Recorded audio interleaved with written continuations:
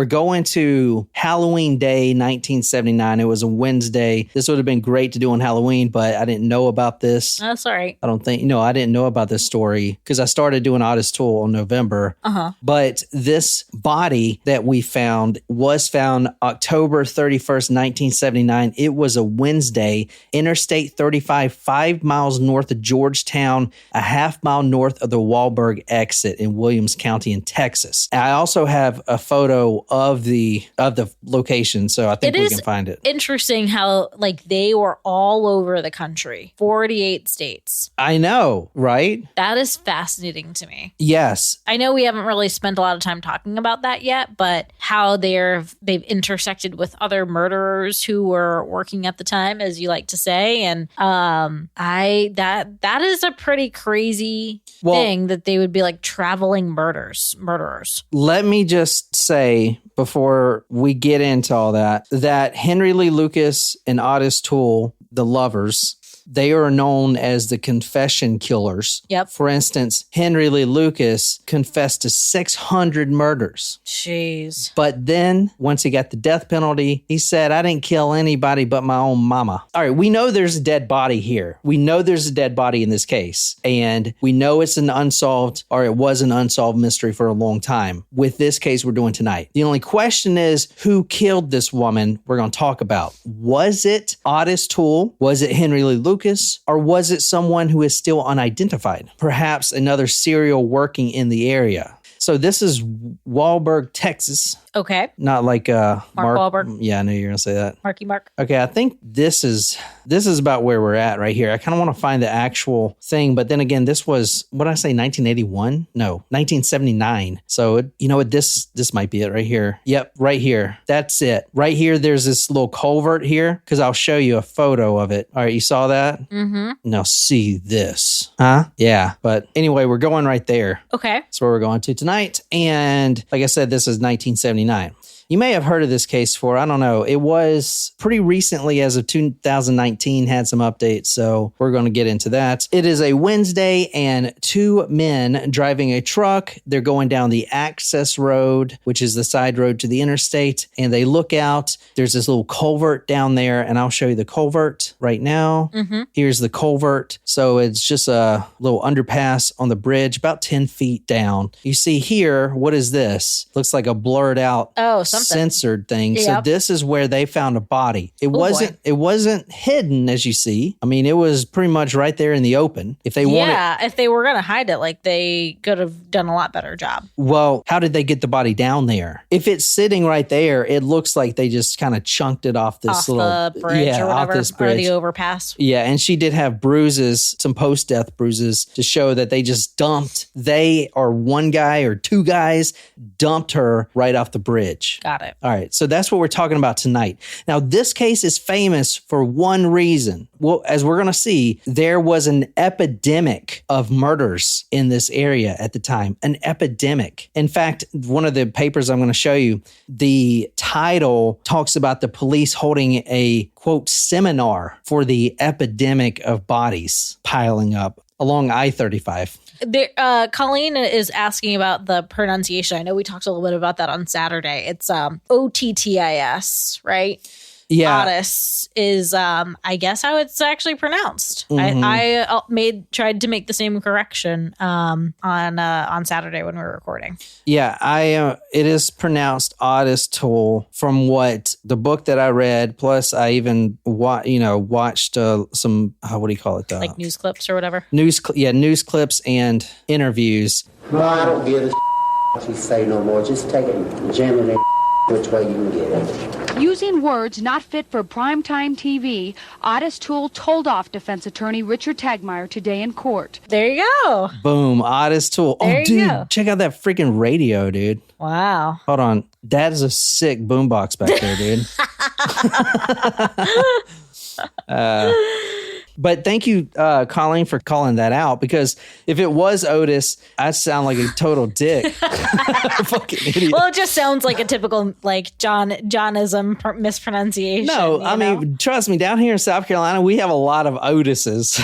I guess. You know? Yeah. All right. The reason that this case was so infamous compared to all the other ones I'm going to show you, including one where a woman was stabbed 27 times in the face with a screwdriver, her case wasn't even infamous, was for one reason. And that is this reason right here. Her socks. Her socks. This is known as the orange socks case. She was completely nude except for her socks. And I mean, those are pretty unique. Yeah. Were they having a hard time identifying the body, and that was why they were so honed in on the socks? Exactly, yeah. They couldn't identify the body. They thought that she was perhaps a hitchhiker. And not only that, I'm going to show you, there was a lot of murder in this one little section in the years 1979 to 1981. So was there another serial killer in the area? I was thinking about that today, reading some of the newspapers, and well, you know what? Let's answer that question right now. Let me just go real quick before we talk about this woman's body and everything else. Let's talk about the other slayings, and you'll see why I don't think so. Because you think were they in the area during the time of these murders? Other murders, you know? All right, so here are some of the other murders. The reason I don't think it was a serial killer doing all these is because the MO is so different.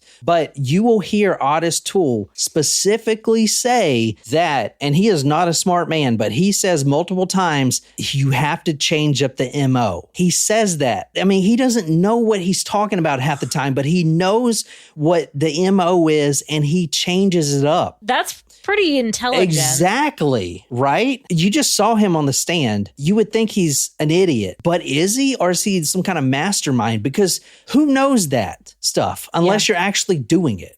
You know, and some people believe Ottis Toole didn't kill anyone on purpose, just that George guy that we talked about on last episode. All right, let me just talk about these to answer your question. Okay. This is some of the murders that have been happening. Let me see. The women whose slayings have occurred in and near Travis County over the past 2 years have been shot, stabbed, and strangled. Some have been killed during sexual assault, others during robberies. Now, we're going to do an episode of Ottis Toole where we 100% can place him at a gas station robbery where a sheriff's father was killed. We can place him there with 100% accuracy because he knew information about that scene that was not released to public. Okay. So we know that he was involved in a robbery. We also know that he was involved in arson, right? And he talks about strangulation and stabbing people with knives, as we're going to get to, and all that other stuff. Yeah. So anyway, so I'm building up the interest. Like, is this him? Yeah. I'm going to kind of read through these victims. One girl, McCouston, a Lanier High School sophomore, was the youngest. She was snatched from her bicycle and dumped on I-35. An unidentified woman, Hispanic, mid-20s, she was stabbed 23 times with a screwdriver. Susan Wolf, 25, University of Texas, had been forced into a car in her own street and then dumped on I-35. Unidentified woman, who we're talking about now, her body nude except for a pair of orange socks, was found in a culvert over the southbound lanes. That's what we're talking about now. Sandra Dubbs, 34, who was stabbed and slashed to death in a field behind a television production company. I mean, this is some slasher type shit. Sandra Dubbs, 34, found stabbed and slashed to death in a field behind a television production company. I mean, that's some slasher movie shit.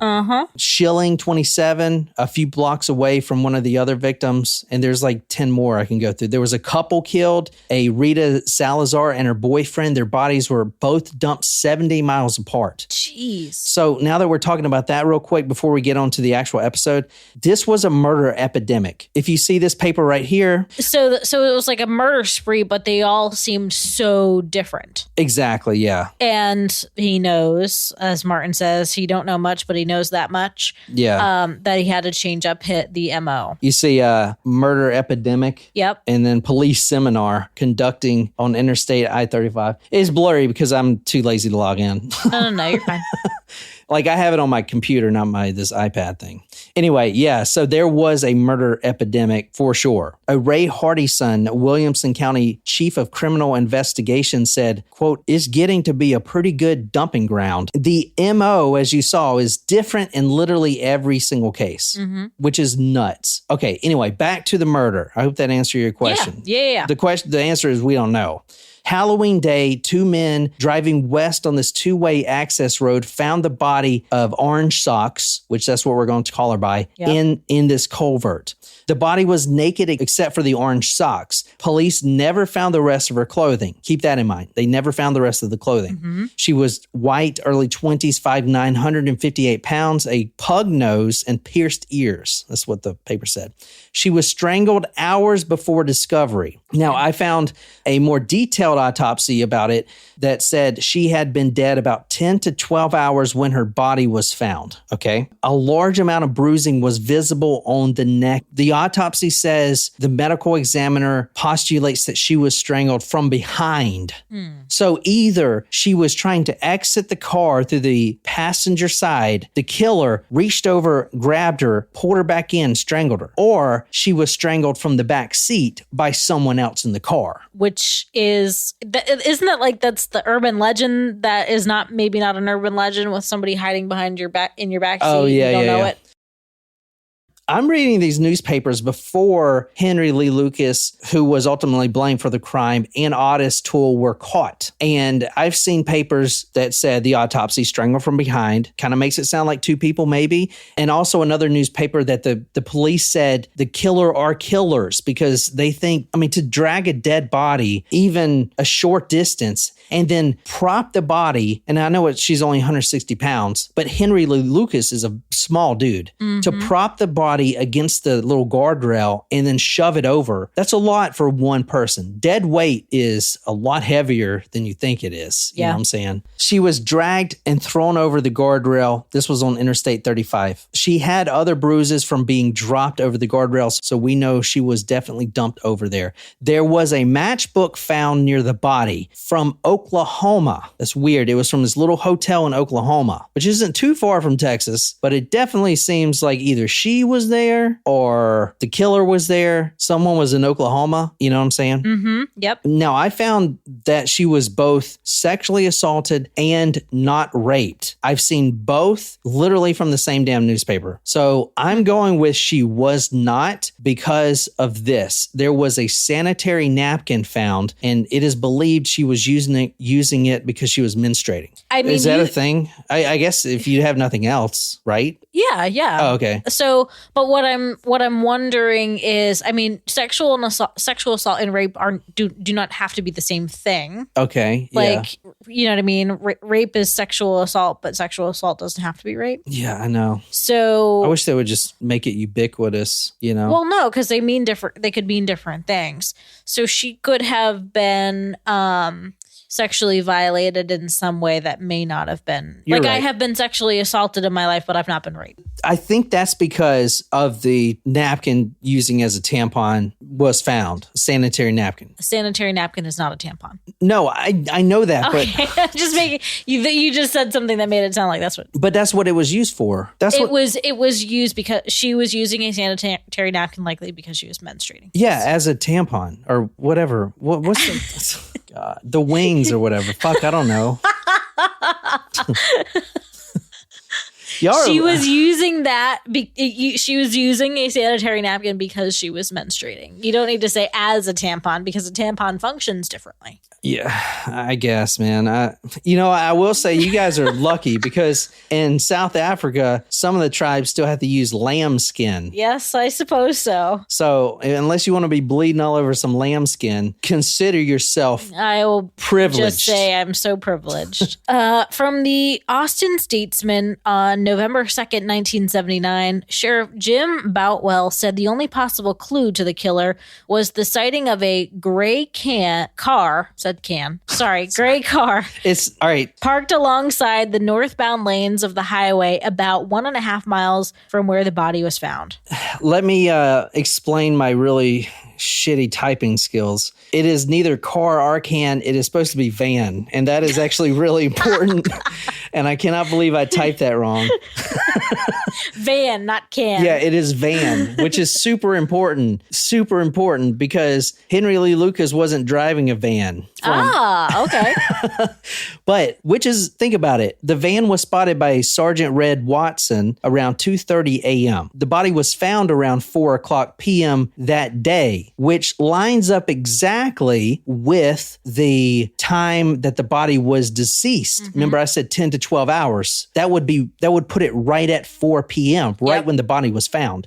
So I strongly believe that whoever was driving this van done it, because who else would be parked there? I think they should go back and look through this and see to find the killer, because the killer is still not caught. Or is he? I don't know. Did he confess? The reason this case is so important, not just for Ottis Toole, but this is the case that put Henry Lee Lucas on death row. This case, out of 600, this case. Wow. Now, you're going to read from Governor Bush here in a little bit, who converted his death penalty to life sentence. But this is the case that put him on death row initially. Which he was later removed from. Exactly, yeah. Which kind of surprises me. Well, I guess he was tried in probably a dozen states, right? They were probably, if they were traveling. I don't know. Honestly, I haven't gotten to the court and trial and all. But I would imagine there's a shit ton of states versus, Henry Lee Lucas and... I don't think so. I mean, I know there's a shit ton of states, but I mean, all right, let's say that he confesses to a murder in, I don't know, South Dakota, all right? And maybe he saw the murder on the news, or maybe read it in newspaper, or, inmates talk. Is South Dakota going to spend the money to bring him to trial if they don't have real evidence? And maybe not. You know what I'm saying? I think if he's got enough to go away forever, but it's more closure for the families. Yeah, but that closure comes as a cost. They got to know they can get a conviction. Yeah, because some of these court cases end up being over $1 million. That's a lot for closure. Yep. Martin confirmed, we don't play in Texas, but that is an interesting observation. Sheriff Jim Boutwell said about orange socks, "We don't think any one killer is stalking I-35. The only real common denominator is the interstate. It is a very long interstate running through Texas. Big state. And it became a dumping ground in these 2 years. So we just got to figure out if Henry Lee Lucas and Ottis Toole were driving through there like they said they were. Yeah. This is Ottis' story, what happened. Henry Lee Lucas was driving. They were driving from Oklahoma, and they found a hitchhiker. Now, they don't know her name. They said it was, I think, Judy or something. Okay, so we'll see if that lines up. Henry Lee Lucas stopped for this hitchhiker, had sex with her, which that doesn't line up with the no rape, okay? Stopped for a meal, tried to have sex again. She refused. She tried to jump out of the car. Henry pulled her back in, which does line up with being choked from behind, jumping out of the car. No, you're not going anywhere. Kind of choked out like that. Yep. So he then strangled her, and then he had sex with her again, saying, quote, "The girl fought quite a bit, and, quote, no girl likes to get killed. She put up a pretty good fight," end quote. And also, quote, "I prefer sex after death anyway," end quote. Now let's see what Ottis Toole says about this murder, about the murder of Orange Socks. "I was sitting in the back seat," Ottis Toole said, "and I leaned over and choked the shit out of her." Ottis said he had strangled Orange Socks, and then he'd watched Henry have sex with her dead body. That's what Ottis said. All right. Now, there's some inconsistencies. Okay. We know this woman is dead, and we know who she is as of 2019. She has been identified through genetic DNA matching. Okay, so I'm going to tell you who she is. She has been identified. The killer still remains unknown. But Henry Lee Lucas was convicted of this murder. Exactly. It's not that I don't want to present false information because they're the confession killers and this, that, and the other. But I want to know for myself if this guy was involved in all these murders or not. I mean, if they really did kill that many people. Yeah. It's kind of a lot to remember. I'm not trying to be, insensitive about it, but that's a lot. So let's talk real quick about the confession. That is what Ottis said happened. When Henry Lee Lucas confessed, Ottis wasn't there in the car, but maybe he just forgot,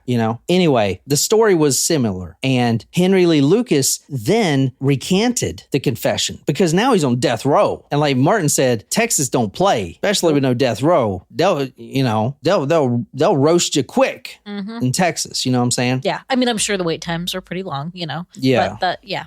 So he finds himself on death row and he starts recanting. Oh, no, I didn't do that. I didn't do that. I'll prove it to you. I'll prove it to you. So doubts were raised. All right. Okay. There's strong evidence to believe that Henry Lee Lucas was in Florida at the time for another murder. However, he could have driven this way, although it would have been the wrong way he was driving, because from Oklahoma, he would have to be driving on I-35 to the west to east. From Florida, he would have to be driving east to west, pick up this hitchhiker, and then kill her on the interstate and then drive all the way back to Florida. Possible. If he did do this, I saw in one paper, he would have to be driving about 70 miles per hour the entire way and have no stops. He could have done it. Yep. I'm not saying he didn't, but there are strong doubts. But there's also a jury of 12 and the DA and a lot of other people who think he is the killer of Orange Socks, right? On June 26, 1998, Governor Bush at the time spared Henry Lee Lucas from the death penalty. He was going to be executed for this murder the following Tuesday. Wow. And this is what Governor Bush... Cutting it close, my God. I know. This is what Well, now you see why he recanted. He didn't want to get put to death. And Ottis Toole said multiple times, because Ottis can't be put to death. He ain't sane. The court thinks he's a lunatic. Ottis says multiple times, as we'll talk about, the only reason his lover, Henry Lee Lucas, is recanting all these is because he don't want to get killed. He don't want to die on death row. Anyway, can you read what George Bush said about this? The first question, I feel like I need to do it in his ex. Oh, God.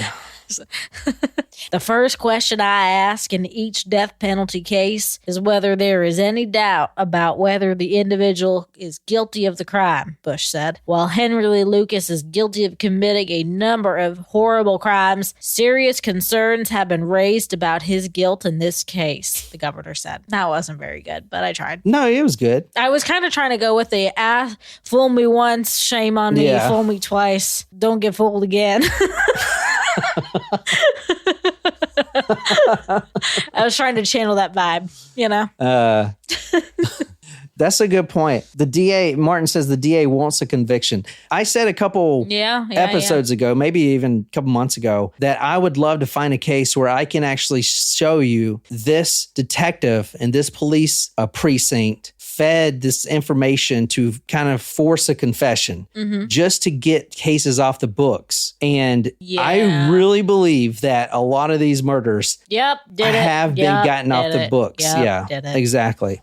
Anyway, Attorney General Jim Mattox investigated it and he said, no, I mean, this is a horrible crime. He's a horrible person, but there's no way he could have done it. Lucas said at first in the taped confessions that he picked up the woman in Texas. We think she comes from Oklahoma. Williamson County Sheriff Jim Boutwell reminds him that in the tape confession, when Henry is telling her, I picked her up in Texas, Sheriff Jim Boutwell says on the tape, quote, that's not what you said earlier, right?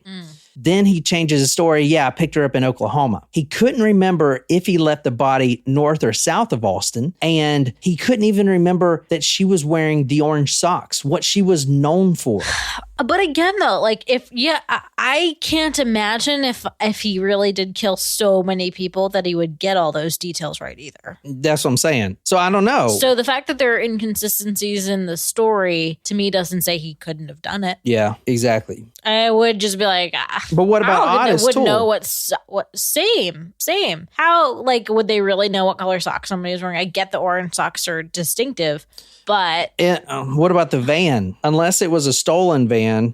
Could be. All right. So the jurors, they hear that tape confession of Henry Lee Lucas, okay? Right. Making those inconsistencies. And then the judge, looking at the tape, notices something's wrong with the tape. The prosecution actually, quote, deleted the tape where Lucas was confused about where he dropped the body. Okay. So talk about a DA wanting a conviction. the prosecution deleted a portion of the tape. From the Austin American-Statesman, April 4th, 1984, when defense attorneys cross-examined Boutwell, the sheriff said that in a portion of the tape deleted by prosecutors, Lucas mentioned a woman with blonde hair instead of brown. The slain woman had brown hair. They deleted some of the tape. Yeah, Come on, man. That's sus. As the kids would say these days, sus. Williamson County District Attorney Ken Anderson, who helped put Lucas on death row, said he was a monster who undoubtedly killed Orange Socks. Lucas was proved guilty beyond a reasonable doubt to 12 citizens. The case has been reviewed by 23 judges over the past 14 years, Anderson said. The only other reason to grant clemency is for reasons of mercy. There is no one less deserving of such than Lucas. So, I mean, the case has been reviewed by 23 judges over 14 years. That's pretty... It's a lot. That's a lot of resources. Exactly. And all those judges say that Henry Lee Lucas and, I guess, Ottis Toole killed this lady. Okay? Now, Lucas did say during the pretrial hearing he heard about the murder through a crime analysis bulletin, which is like, why would he have access to that? And then he told the sheriff, quote, what he wanted to hear, end quote. And on the other token, the parole board strongly believes that, quote, firmly, this man remains guilty as found by the jury. Nothing we've done affects that finding. We know she was strangled. We know she was thrown out the culvert. I also brought up multiple other bodies, about 20 other homicides in this area. Yeah. So we do not know if Ottis really was telling the truth or if Henry Lee Lucas just did it. But we do know who this woman is, at least. And that's all we do know now. Her murder actually was recently identified through genetic testing, DNA. It was not direct DNA. It was the, what do you call it? Like ancestral? Ancestral DNA. But I'm pulling up some papers now so we can see. Her name is Deborah Louise Jackson, known as Orange Socks. And she was identified nearly 40 years later. She had a DNA match that pinged with her surviving sister. They didn't even know she was missing, okay? Because this was like in the paper. I was reading it, and it was, out to everyone. Oh, I didn't know this was on America's... This case has been featured twice on America's Most Wanted. I didn't know that. Holy shit.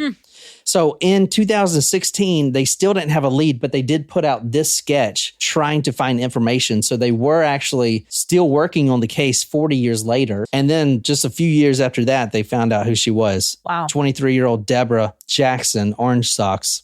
In August 2019, Orange Socks was identified as Deborah Jackson. The DNA Doe Project identified a potential cousin of Orange Socks through their research. A towel was found at the scene along with her body, which she may have been using as a makeshift sanitary napkin. One of two matchbooks were found belonging to a hotel from Henrietta, Oklahoma, which supported the fact that she may be a drifter. She was actually born and is from Texas. So the matchbook, it could have been a fluke.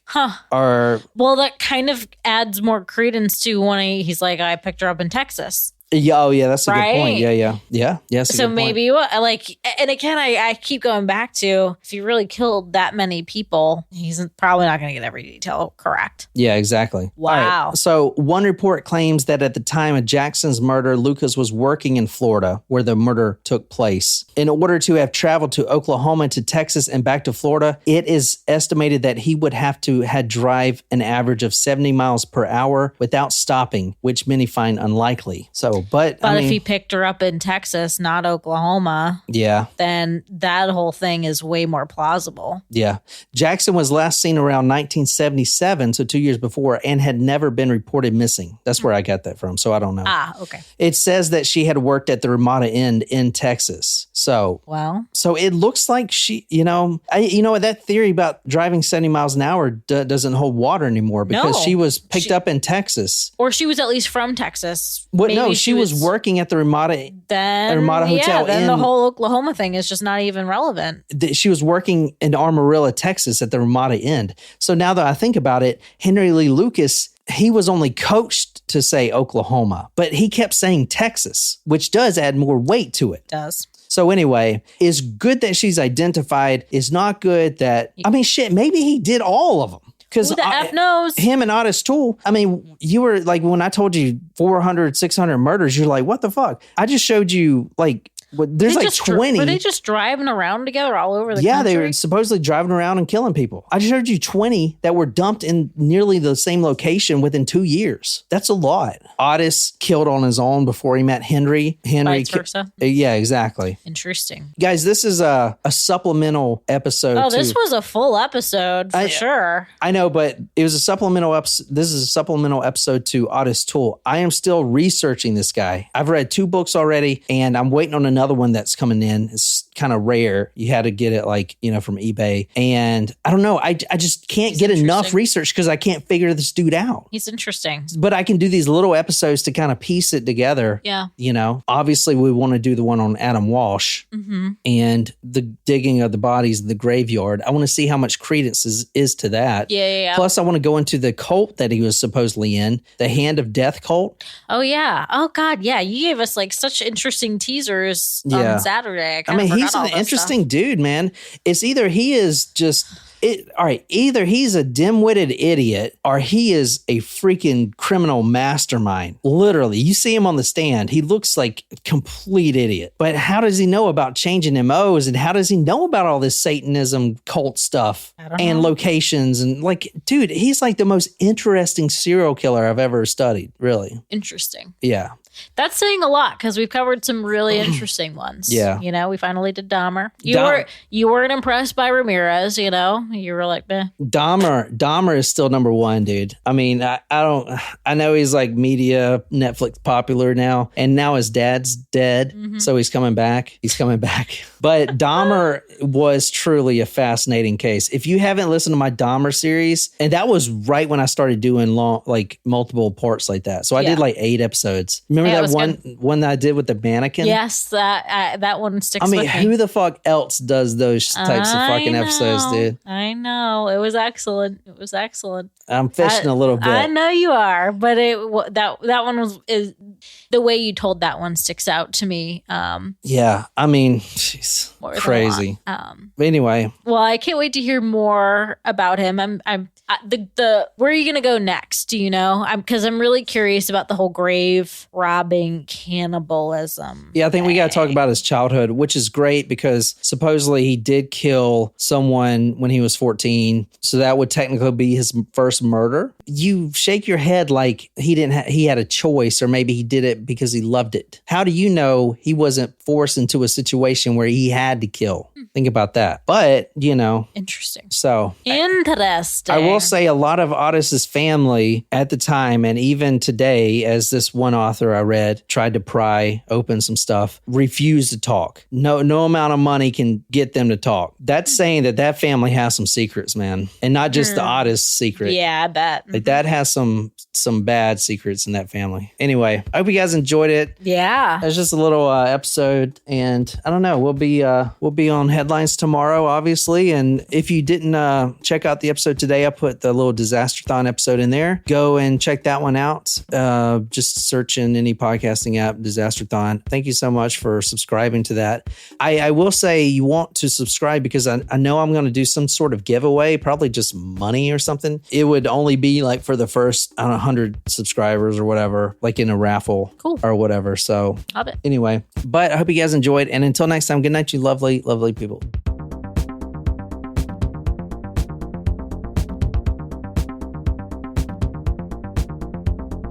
I kind of run this shit.